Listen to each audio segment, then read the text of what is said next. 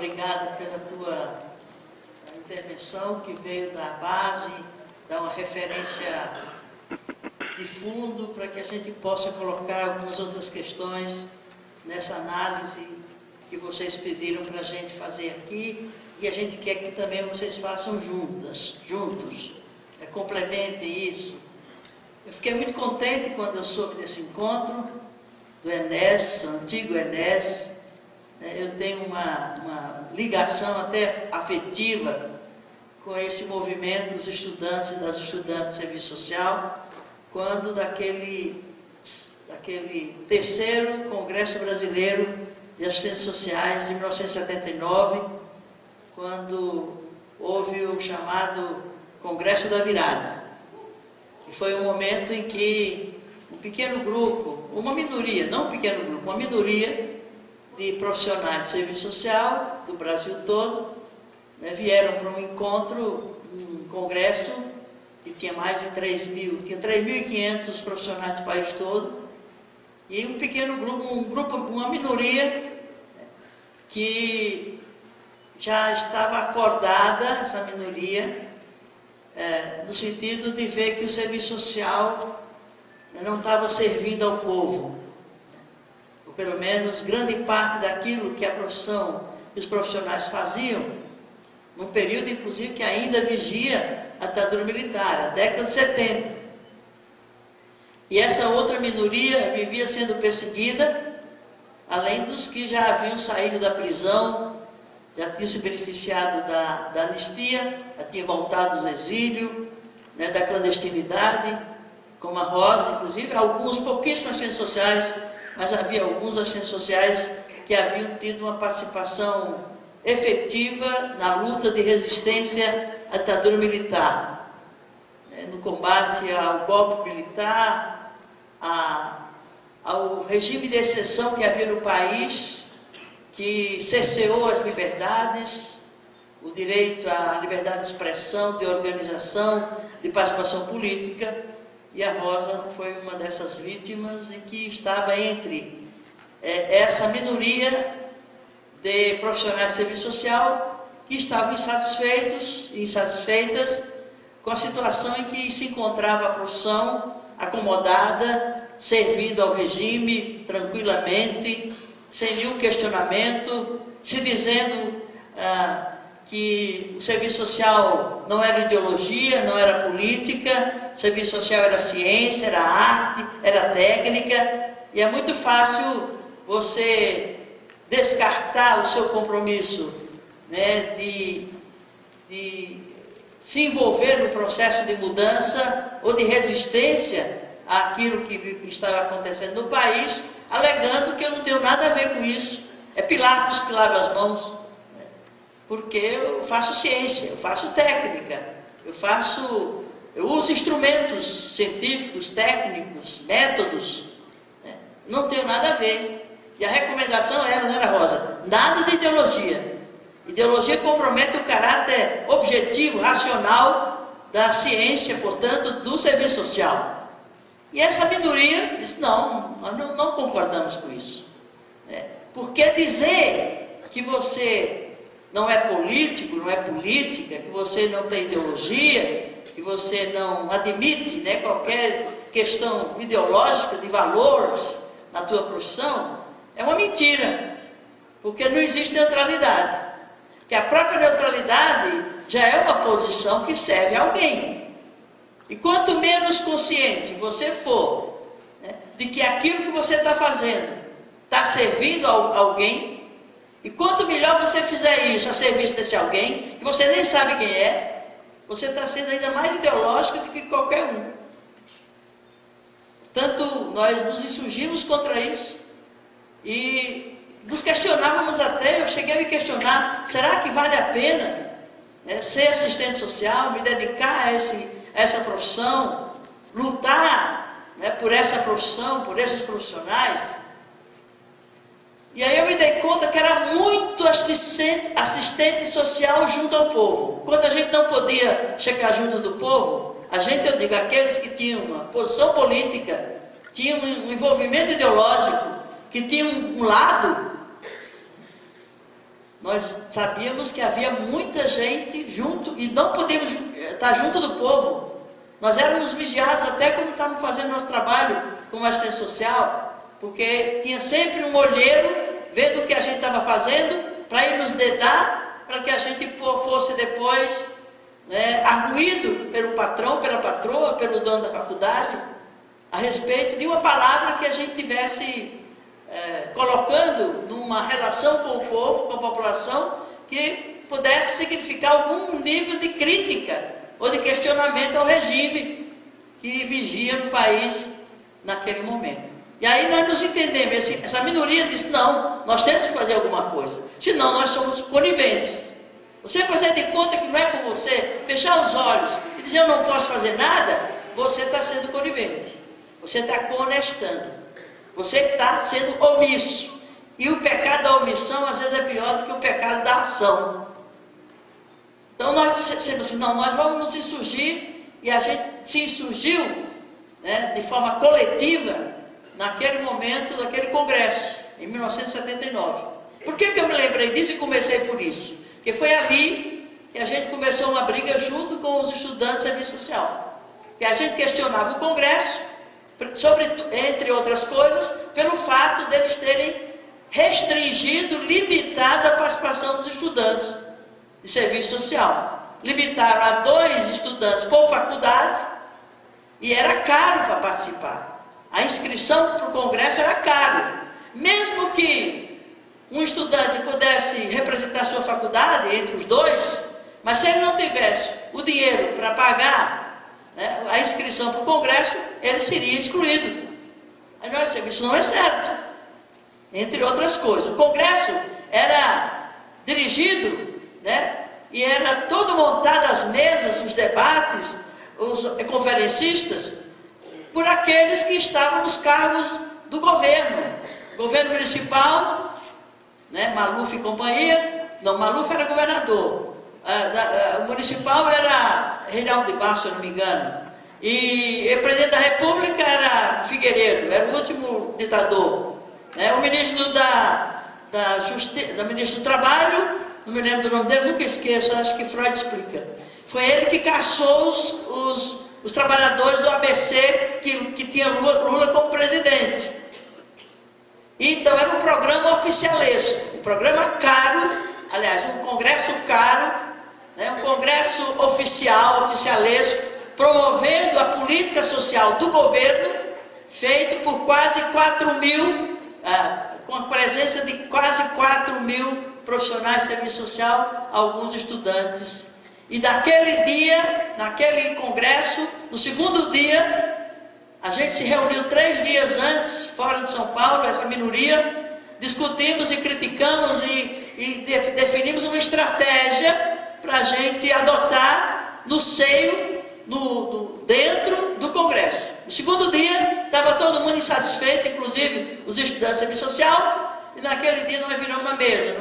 Enquanto o pessoal foi visitar as obras sociais da cidade, a FEBEM, não sei mais que, os programas do governo, dos governos estadual, do governo municipal, da política social, do governo, da ditadura militar, nós ficamos no restaurante, aquela minoria, e 200 pessoas estavam ali, fizemos uma assembleia, e na assembleia nós decidimos tomar a direção do congresso, substituir a mesa, a comissão de honra, que era exatamente constituída por essas autoridades da ditadura, e pusemos no lugar os trabalhadores que tinham sido caçados nos seus sindicatos, quem estava lutando pela anistia, o movimento contra a caristia, os representantes que nós destituímos. Quando eles voltaram das visitas oficiais para os programas, nós tomamos a direção do congresso. No segundo dia, a partir do segundo dia, eram 5 dias do congresso. Nós mudamos o rumo desse congresso. E ali nasceu um embrião de uma organização profissional da categoria dos assistentes sociais para se insurgir contra o tipo de informação que era dado pelas faculdades, pelo tipo dos programas sociais que existiam, pela relação que havia entre os profissionais e suas entidades onde elas trabalhavam, e os estudantes de serviço social também. Saiu dali um embrião, e esse embrião é o Enes, que aqui está na sua 35ª edição. Portanto, vocês estão aqui como herdeiros e herdeiras, né, de um movimento que completa 34 anos este ano, né, em que essa categoria alienada, da sua grande maioria, né, servindo a ordem vigente, né, de olhos fechados para o que estava acontecendo para o país, a gente renasce a profissão, renasce o nosso projeto profissional, a nossa utopia profissional, o nosso sonho de cidadania e de cidadão que quer um mundo diferente, um mundo novo. E esse momento aqui é expressão dessa trajetória, dessa caminhada. Vocês, portanto, são herdeiros e herdeiras desse processo. E aí me convidaram para vir aqui falar de conjuntura para vocês, né? E aí eu soube que a Rosa vinha junto também. Eu digo, melhor ainda, porque está num evento com a Rosa junto, minha filha, não tem motivo para não aceitar, para não estar presente, viu? Porque foi muito bom que a Rosa começasse projetando esse vídeo, porque esse é um dado da conjuntura. Discutir a questão da verdade, discutir os crimes da ditadura militar, discutir os responsáveis por esses crimes, discutir a violação dos direitos humanos e exigir justiça às vítimas da ditadura militar que pagaram com torturas, assassinatos, estupros, desaparecimentos forçados, como o irmão da Rosalina e tantos outros, né? Está colocado nesse momento no Brasil, há pouco mais de um ano, a criação da Comissão Nacional da Verdade. Esse é um dado da conjuntura brasileira hoje. É um dos temas candentes que estão na agenda da sociedade brasileira. E uma profissão como a profissão do serviço social, não pode esse profissional estar alienado, absolutamente assistindo passivamente, e muito menos desinteressado por uma temática que completou mais de 40 anos, né? A ditadura daqui a pouco, o golpe militar de 64, completa no próximo ano 50 anos, a ditadura durou 21 anos, nós só temos 25 anos de democracia, que é o tempo que completa, né? O tempo que, a idade da Constituição Federal de 88, portanto, isso tudo tem a ver com a conjuntura nacional, que é o tema que vocês pediram para a gente falar aqui. A gente sabe que a sociedade, o Brasil é um país capitalista. A Rosa relatou e mostrou com muita precisão, né, com muita oportunidade, como é que as coisas acontecem numa sociedade com as características da sociedade brasileira, com um Estado como o Estado brasileiro, de como se dão as questões sociais, as condições de vida do nosso povo num país capitalista. Nós temos uma economia capitalista, da sua expressão mais perversa, que é a expressão do neoliberalismo, e que o neoliberalismo propõe a diminuição do poder do Estado sobre a economia e sobre as questões estratégicas da vida da sociedade. Por exemplo, os meios de comunicação de massa, numa sociedade capitalista, privatista, excludente, sem dúvida nenhuma, organiza a sociedade, o Estado, as instituições políticas, né? A organização econômica, a organização social, a organização institucional, legal, que é o arcabouço estrutural que define essa sociedade como sendo uma sociedade capitalista, uma sociedade, né, que está subordinada a princípios, a regras, né, a pressupostos, a partir dos quais, ou com base nos quais, essa sociedade tem uma estrutura permanente, diferente da conjuntura, Nós vamos falar de conjuntura. A Rosalina falou de conjuntura, mas a partir de um entendimento do que define essa sociedade capitalista. E na sociedade capitalista, um princípio do capitalismo é exatamente o desenvolvimento desigual. É um dos princípios do capitalismo, é o desenvolvimento desigual. Por exemplo, você tem a relação entre os países. Países capitalistas, entre eles, a relação é uma relação de países capitalistas desigual. Você tem os países desenvolvidos centrais. Para ter os países centrais desenvolvidos, você tem que ter os países periféricos subdesenvolvidos. Os países centrais desenvolvidos, industrializados, ricos. De outro lado, o preço disso são países pobres, subdesenvolvidos, né? De economia, particularmente, né? de atividade extrativista, primária, agrícola, numa indústria incipiente, né?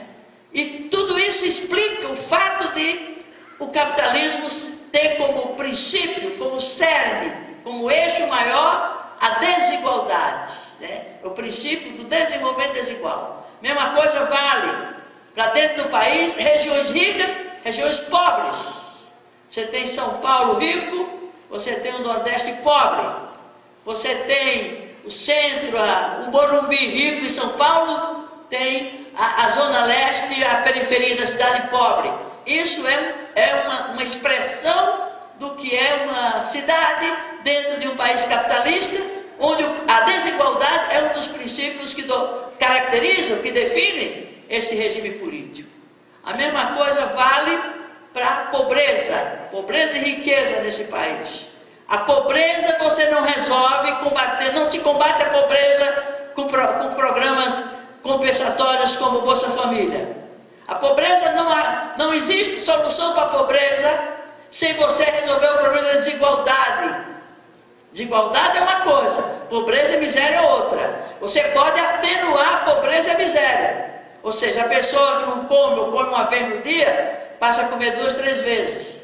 Você tem uma miséria grande, você dá alguma coisa para a pessoa, mas é uma resposta circunstancial, limitadora. Tanto é que agora, né, o IBGE, o IPEA, vem com uma análise sobre a Bolsa Família, está definindo que a Bolsa Família não emancipa. A Bolsa Família não tira as pessoas da pobreza, não tira as pessoas da miséria. Diminui a miséria, diminui a pobreza, mas não resolve a desigualdade, o problema da desigualdade, que também é um fruto amargo do capitalismo, desigualdade entre os ricos e os pobres, né? Isso vale para todos os aspectos da vida em sociedade. Por exemplo, você diz a violência, a criminalidade, é comum a todo mundo, porém a segurança pública, ela é distribuída de forma desigual numa sociedade onde há ricos e pobres. Classes, você tem classes ricas, classe A, classe B, classe C. Essa desigualdade de classe é uma estrutura própria de um país socialista, capitalista. Portanto, não se resolve mesmo com programas como Bolsa Família, etc, etc. Não estou dizendo que seja ruim, né? Matar a fome de alguém durante um período de tempo é humano, é direito humano à sobrevivência física, material. Mas dizer que isso é uma política que resolve os problemas estruturais dessa sociedade, não resolve. E essa questão não é uma questão administrativa, não é uma questão técnica, é uma questão política. Portanto, não se resolve as desigualdades numa sociedade com a configuração da nossa, sem se resolver os problemas centrais, os problemas fundantes, a essência desse regime, desse sistema, que vai ter sempre pobres, vai ter sempre desigualdade, vai ter sempre exclusão, vai ter sempre gente com fome e gente fazendo dieta porque está engordando demais. Então, precisa ter claro isso para a gente não se iludir, né, de que ter alguém nosso governando essa sociedade por si só seja suficiente para resolver essas contradições que é a essência de uma sociedade com as características da nossa. Portanto, ao lado de fazer governos, claro que faz diferença, ter governos mais progressistas, mais democráticos, com uma vocação socialista, de esquerda, faz sentido, senão não valeria a pena estar disputando governos. Fez diferença quando eu, a Rosalina, Paulo Freire, Marlene Chauí e tantos outros estivemos governando essa cidade.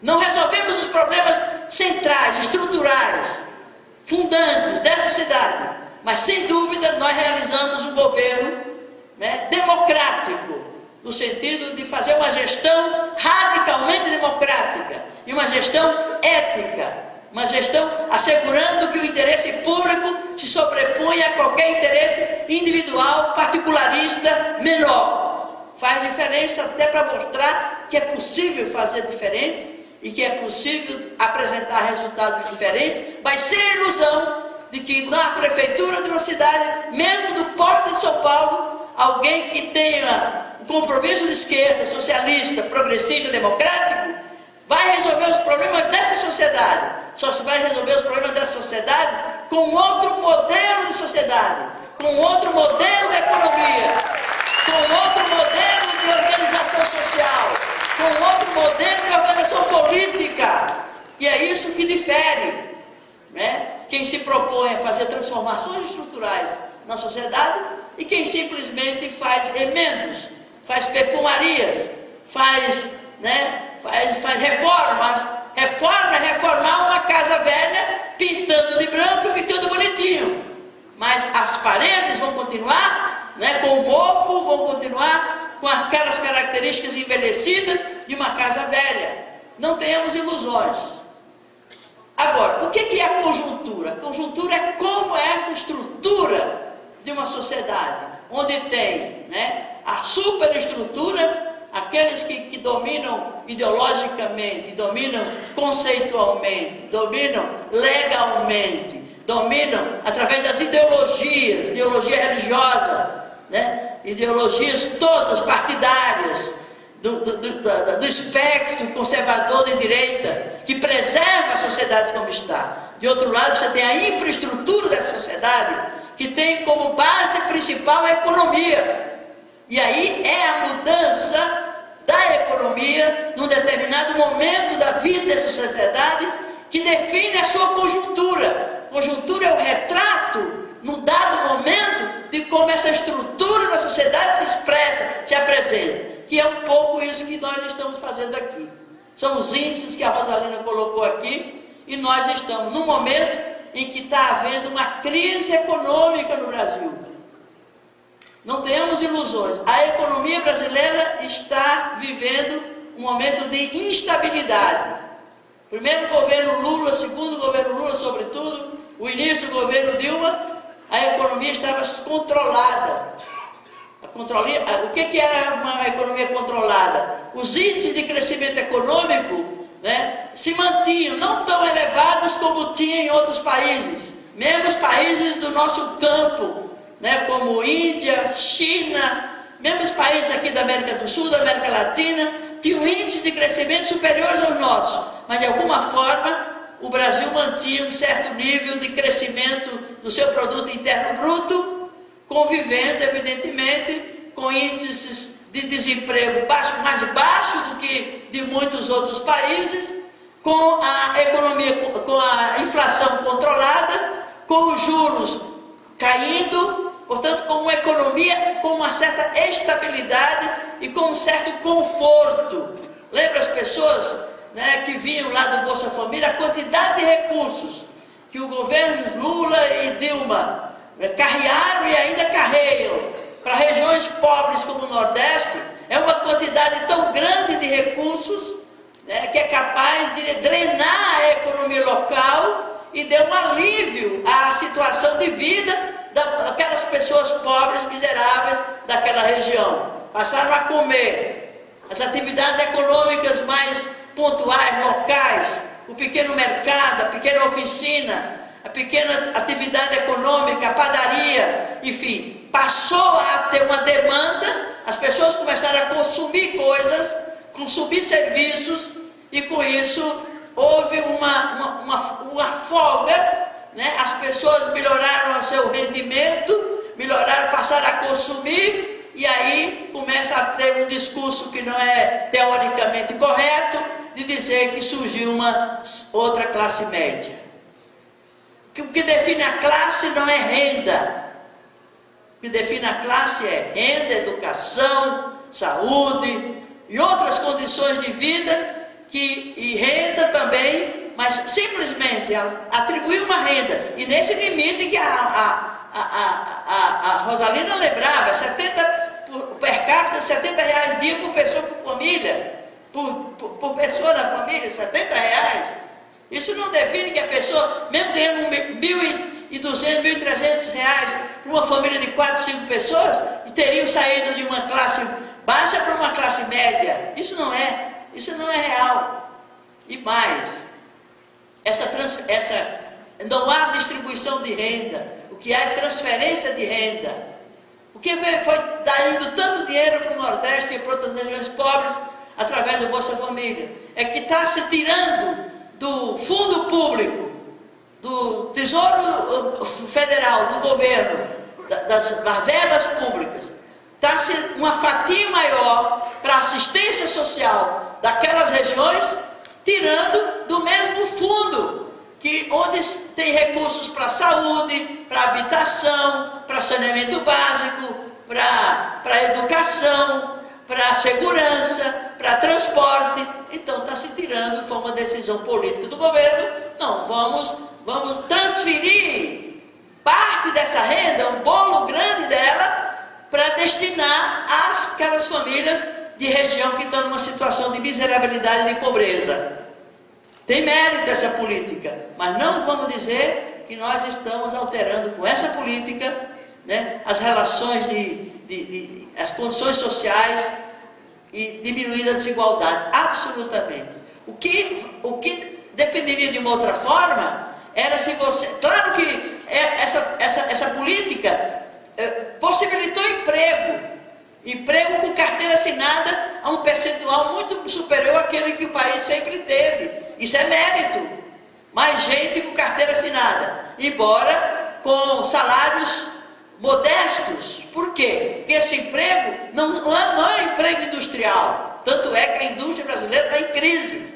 A produtividade da indústria brasileira é inferior à de países como Argentina, Paraguai, Uruguai, Peru, Equador, México. Portanto, o Brasil está numa crise econômica, né? Porque o setor industrial, né, que é quem produz, tem capacidade de produzir, né, empregos e melhores salários, esse setor está em crise. O setor agropecuário está indo bem. E é isso que atenuou a queda do produto interno bruto, que está em 0,6% nesse primeiro trimestre de 2013. Né? Igual ou inferior ao último trimestre de 2012. O que são indicadores que dizem, olha, a economia brasileira está em crise, ela está numa instabilidade, né? Há riscos, a inflação está descontrolada. Nós mantivemos um patamar de inflação de até 4%, hoje já está mais de 6%. A inflação está descontrolada, as taxas de juros estão aumentando. Isso indica o quê? Que nós estamos numa economia em crise, em instabilidade. Daqui a pouco os empregos vão cair, os empregos, né, formais, de carteira assinada, e mais. A maior quantidade de pessoas empregadas é nos serviços. E o setor de serviços não é o setor industrial, não é o setor agropecuário, onde você mede produtividade, medindo, portanto, geração de riqueza, geração mais produtividade. Então, é o setor de serviços. Mais gente passou a consumir serviços. E o crescimento do setor de serviços, que está razoavelmente aquecido, não compensa o desaquecimento da economia no setor industrial e outros setores que são mais produtivos do ponto de vista da economia de uma determinada sociedade. Ou seja, o que eu quero dizer com isso? Nós estamos numa conjuntura em que a economia apresenta sérios problemas, uma instabilidade grave e isso repercute, evidentemente, no social. É mais gente desempregada, é mais gente, né, sem ter acesso, né, às necessidades básicas, aumenta a marginalidade, aumenta a pobreza, consequentemente aumenta a violência, aumenta, portanto, todas as sequelas de um sistema e de uma sociedade cujas bases é o desenvolvimento desigual, seja de um grupo em relação a outro, de uma pessoa em relação a outra, de uma classe em relação a outra, de uma região em relação a outra, de um país em relação a outra. Portanto, não há solução para esses problemas de forma estrutural, né, consistente, sustentada, a não ser você alterando as bases da economia dessa sociedade e, consequentemente, a forma como o poder se exerce nessa sociedade. Você tem uma concentração de riqueza no país, mesmo com uma distribuição, uma transferência de renda, mas não se fez a distribuição de riqueza. Você faz distribuição de riqueza através de alguns mecanismos, por exemplo, tributando a riqueza, pagar mais imposto quem tem mais, tributando a fortuna, tributando as heranças. No Brasil não se faz isso. Qual outro mecanismo que o governo tem feito, o governo Lula, Dilma tem feito, que é o salário mínimo, que tem ido além da inflação, quer dizer, ganhos reais no salário mínimo. Esse é o mecanismo de distribuição de renda. Já o Bolsa Família é um mecanismo de transferência de renda. Quer ver outro mecanismo que o governo não teve coragem de fazer? É uma reforma tributária, para fazer justiça fiscal, inverter a pirâmide tributária, ou seja, quem tem mais paga mais, quem tem menos paga menos, quem não tem nada não paga. Ao invés, é fazer o chamado imposto progressivo. O imposto progressivo é a carga tributária recai de forma desigual sobre os desiguais. Seria quem tem mais paga mais, quem tem menos paga menos, quem não tem nada não paga. O nosso sistema tributário ele é regressivo. Proporcionalmente, quem tem mais paga menos. Por exemplo, o imposto que a gente paga sobre essa garrafa aqui que a gente comprou, e essa água que nós estamos tomando aqui, o imposto que está embutido aí, ele é pago igualmente pelo rico e pelo pobre. O que é o quê? O caráter regressivo do tributo do nosso país. Portanto, precisaria fazer uma reforma tributária com a perspectiva de fazer justiça fiscal, ou seja, recair desigualmente entre desiguais a carga tributária e, consequentemente, fazer uma distribuição de renda maior, que aí o poder público arrecadaria mais para redistribuir sobre a forma de políticas públicas, de modo a ir atenuando as desigualdades, que é a marca, que é o DNA de uma sociedade capitalista como a nossa. O mesmo vale do ponto de vista político. Nós estamos numa crise econômica, consequentemente com reflexos nas condições de vida do nosso povo, do ponto de vista social, e consequentemente há uma crise política, né? Tanto é que a base de sustentação do governo Dilma, que é de A a Z, só tem 2 ou 3 partidos que não são da base do governo, estão negando apoio a iniciativas do governo, porque já se antecipou a disputa para as eleições de 2014. A economia está instável, está em crise, o sinal vermelho já abriu. Por outro lado, as condições de vida do povo, o povo já não está mais consumindo quanto vinha consumindo. Portanto, a economia da demanda, o crescimento da demanda, que era o que mantinha a economia aquecida, está caindo. Por isso, só tem 0,6% do produto interno bruto nesses 3 primeiros meses do ano, com a perspectiva de aprofundamento nos próximos meses. Consequentemente, se agrava a questão política, seja pela antecipação da disputa eleitoral de 2014, seja pelo fisiologismo e pelo oportunismo dessa base fisiológica que sustenta esse projeto de governo, porque são os ratos que começam a sair do barco na hora em que o barco começa a fazer água. Então essa base heterodoxa de A a Z que sustenta esse governo é instável. Quando a economia se instabiliza, com as condições de vida do povo piora, quando o povo vai perdendo a expectativa de poder continuar consumindo. Claro que essa base de sustentação política, ela vai diminuindo, ela vai mostrando má vontade, ela vai criando dificuldade no Congresso, e é o que nós estamos vivendo nesse momento, que são as características da conjuntura que nós estamos tratando aqui. E quando a gente faz análise de conjuntura, não é só para se ilustrar, embora a minha fala aqui não seja tão ilustrativa quanto poderia ser, mas de qualquer forma, a gente tem que fazer análise de conjuntura para intervir nessa conjuntura. E aí é que vem a necessidade, nesses 5 dias, ou 3 ou 4 dias de encontro de vocês aqui, não sirva apenas para vocês se ilustrarem com as palestras que estão sendo e virão ser feitas nesse encontro, mas de vocês se posicionarem como cidadãs e cidadãos, como profissionais, como sujeitos políticos, o que fazer, como se comportar, qual o projeto profissional, o que temos a dizer na sociedade nesse momento de crise, nessa conjuntura complicada, nesse ano pré-eleitoral e frente a uma agenda nacional que também vocês não podem deixar de incluir na sua agenda, na agenda da categoria profissional, que são coisas como a busca da verdade, da memória histórica, da memória da verdade histórica do período da ditadura militar para fazer justiça às vítimas daquele regime de força, aquele regime civil-militar, e é graças aos que estão desaparecidos, e são muitos, quase 200,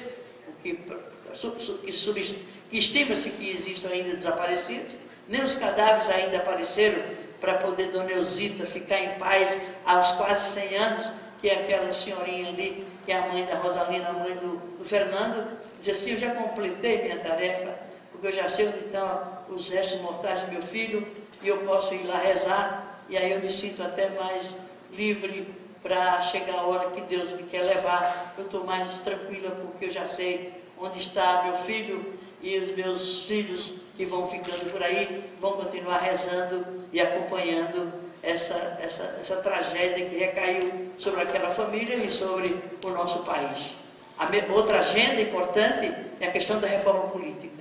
Se não se fizer uma reforma política estrutural nesse país, nós não vamos corrigir as distorções que existem no sistema político brasileiro e no sistema eleitoral, a corrupção eleitoral e outros tantos desvios que ocorrem aí por conta de um sistema político que propicia a corrupção, que propicia o fijolusismo, que propicia todos esses males do nosso sistema político. E também a democratização do meio de comunicação. Se a gente não democratizar os veículos de comunicação de massa, que são os veículos de comunicação de massa que transmitem ideias, ideologias, valores, concepções, conceitos, visão de mundo, se a gente não muda, se a gente não democratiza esses meios, que estão concentrados nas mãos de 4 ou 5 grupos, Globo, Record, Bandeirante e mais uns 2 ou 3, nós não teremos condições de acumular força política